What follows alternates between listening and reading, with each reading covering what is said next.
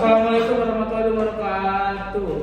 Kami di sini akan mempresentasikan proyek kami, yaitu aplikasi pintar pinjaman tanpa ribet. Saya Muhammad Eka Larasyananda. Saya Maharani Feni Kusumawardani. Saya Tantri Lindri Lestari. Saya Fakih Segitunga. Dan kami punya satu anggota lagi, namun tidak bisa hadir saat ini. Selanjutnya, yang pertama kita akan membahas tentang rentenir versus pinjol. Rentenir dan pinjaman online adalah dua bentuk pemberian pinjaman yang beroperasi dengan cara yang berbeda. Berikut ini ada beberapa perbandingan dari rentenir dan pinjol.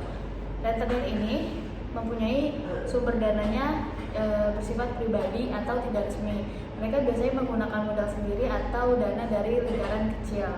Kemudian untuk proses peminjamannya, rentenir ini prosesnya seringkali kurang transparan dan juga formal. Keputusan dapat dibuat secara subjektif dan cepat tanpa prosedur yang jelas.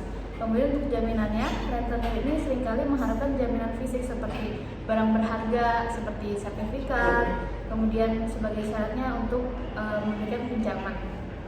Lalu untuk bunga dan tarifnya, rentenir ini biasanya bunganya seringkali tinggi sekali ya, dan juga menjadi beban untuk para peminjamnya. Rentenir ini juga dapat menggunakan praktik ilegal atau kekerasan untuk menagih pembayaran. Kemudian untuk pinjol sendiri, sumber dananya ini biasanya didukung oleh perusahaan formal dan juga legal, biasanya diawasi oleh OJK. Dan juga sumber dana ini berasal dari investor atau mitra perbankan atau modal ventura. Kemudian untuk proses peminjamannya ini prosesnya lebih formal dan juga transparan. Peminjam biasanya diharuskan memberikan informasi pribadi dan juga keuangannya jelas gitu. Kemudian untuk jaminannya, pinjol ini tergantung pada kebijakan pinjolnya sendiri. Beberapa pinjol mungkin memerlukan jaminan atau agunan, tetapi tidak selalu berupa barang fisik. Kemudian untuk bunga dan tarifnya, pinjol ini bervariasi, tapi cenderung lebih transparan dan juga dapat dibandingkan dengan jelas oleh peminjam. Regulasi biasanya mengatur batasan bunga. Lalu yang terakhir untuk legalitasnya, pinjol ini harus beroperasi sesuai dengan hukum dan regulasi keuangan yang berlaku. Beberapa negara telah mengatur pinjol untuk melindungi konsumennya. Lalu di sini ada kelebihan pinjaman online. Kelebihan pinjaman online diantaranya adalah nomor satu adalah proses cepat dan mudah. Proses penjualan online biasanya cepat dan mudah. Pinjaman mendapat pengambilan pemohon secara online tanpa harus mengunjungi kantor fisik. Yang kedua adalah persetujuan lebih fleksibel. Beberapa pinjol mungkin lebih fleksibel dalam memberikan persetujuan pinjaman, bahkan kepada mereka yang memiliki kredit yang kurang baik. Yang ketiga, kemudahan akses.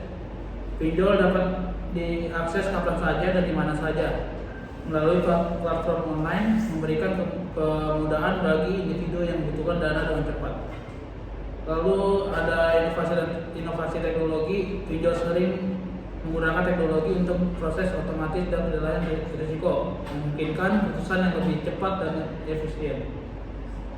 Yang kelima adalah bunganya yang kompetitif. Beberapa pinjol bersaing dengan menawarkan suku bunga yang lebih rendah daripada lembaga keuangan tradisional, terutama untuk pinjaman yang kreditnya baik.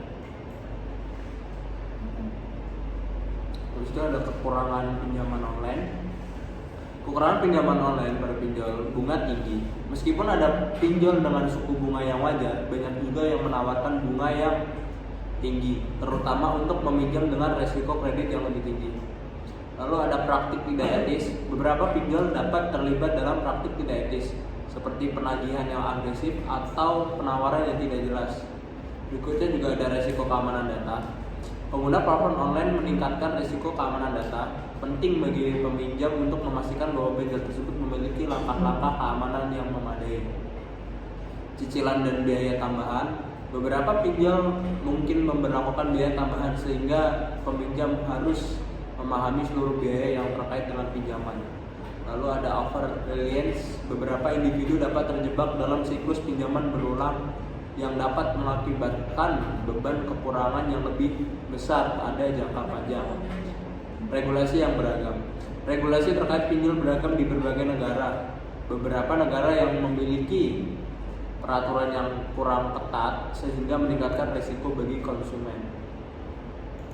Selanjutnya ini merupakan tampilan user interface yang kami buat untuk aplikasi kami dengan konsep yang pertama. Untuk login ini ada input nomor handphone atau email, lalu masukkan kata sandi. Lalu di sini ada tautan untuk opsi mereset kata sandi. Lalu selanjutnya ada daftar akun dengan formulir pendaftaran seperti nama lengkap, nomor handphone, serta verifikasi kode OTP melalui SMS. Lalu ada isi data akun. Nah, isi data akun ini berisi email yang dipakai untuk login serta membuat kata sandi.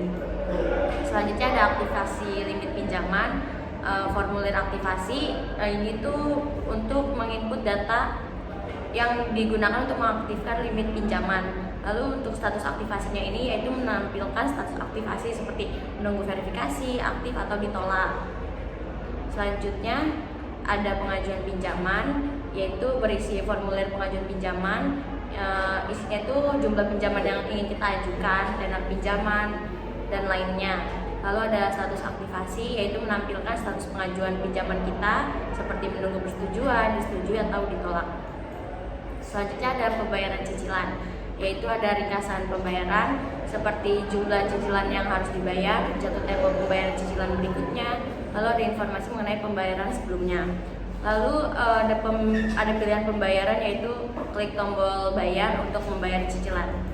Nah, berikut ini tampilannya, yaitu ada tampilan welcome pertama saat setelah mendownload aplikasinya. Lalu ada buat akun, ada isi akun, lalu ada tampilan login, dan ada tampilan berandanya. Nah, sekiranya itu yang dapat foto kami sampaikan, kurang lebihnya mohon maaf. Wassalamualaikum warahmatullahi wabarakatuh.